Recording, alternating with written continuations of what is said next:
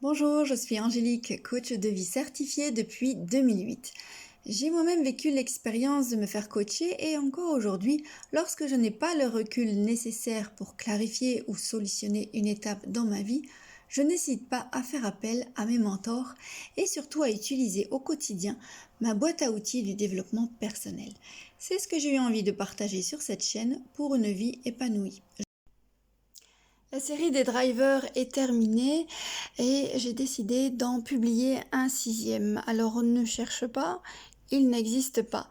Mais je l'ai tellement entendu cette injonction dans mon enfance et ça a eu un impact tellement considérable que j'avais envie de l'inventer, en tout cas de l'ajouter. Bon alors attention, je mets mon comprite. Donc le sixième driver, qui n'existe peut-être pas mais qui existe très fort chez moi, c'est le tais-toi. Alors les messages parentaux que j'ai souvent entendus pendant mon enfance, c'est on n'interrompt pas les grands. C'est une conversation de grands. Les enfants n'ont rien à dire. Tais-toi quand je parle. Mêle-toi de tes affaires. Je ne veux plus t'entendre.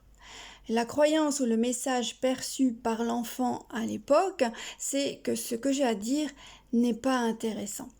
Le problème, c'est que l'on doute de soi constamment. On ne rend pas la parole de peur d'être jugé, la peur de déranger aussi, la peur de demander, la peur de s'exprimer, la peur d'intervenir dans une conversation. Par conséquent, on est toujours dans son coin et isolé. La faiblesse, c'est qu'on n'ose pas exprimer, même quand tu as la réponse, même quand tu sais que ça peut aider quelqu'un.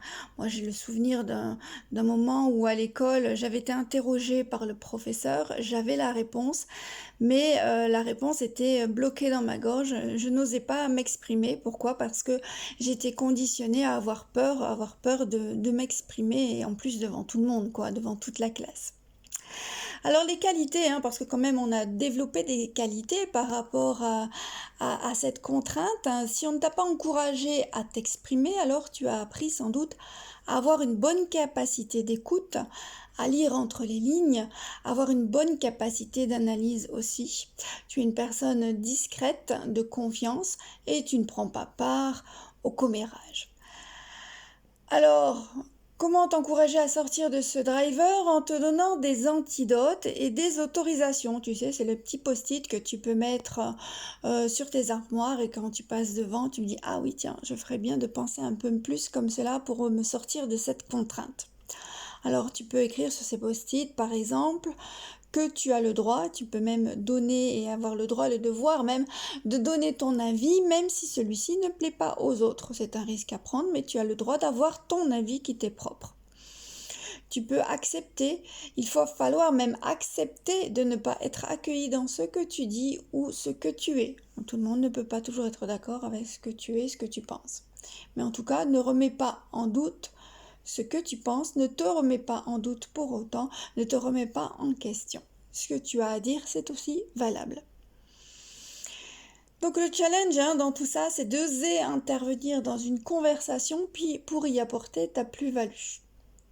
Alors cette histoire de driver qui n'existe pas, en fait c'est bien la mienne. Je trouvais intéressant de l'ajouter car pendant longtemps je n'osais pas dire les réponses en classe de peur qu'on se moquait de moi. J'avais peur de dire ce que je pensais. J'avais peur de m'exprimer. J'étais tout le temps isolée, tout le temps toute seule. Maintenant, même si je suis plutôt à tendance introvertie, je n'hésite pas à blaguer devant tout le monde. Bon, même si c'est un plop, j'ai du mal à raconter des histoires, mais voilà, je ris de moi-même. Je n'ai pas peur du ridicule. J'ai eu aussi à m'exprimer sur un podium ou devant un auditoire en ayant dépassé mes peurs et même, je dois dire, que j'ai vraiment aimé ça. Ce dépassement de soi, je le dois au coaching. Et si toi aussi, tu veux pouvoir dépasser tes difficultés et te lancer dans de nouveaux challenges de vie, le travail avec un coach est vraiment une aventure extraordinaire que je te recommande. Alors j'ai aussi identifié d'autres drivers chez moi qui ne sont pas non plus répertoriés en analyse transactionnelle, mais en fait je suis complètement imparfaite. Et devinez quoi? J'aime ça, sinon ce ne serait pas drôle, n'est-ce pas? Alors je te dis à très bientôt pour de nouvelles histoires. Pense à liker, à partager cette ressource. De nouveaux challenges et de nouvelles histoires nous attendent. Je te dis à très bientôt et coachement vôtre.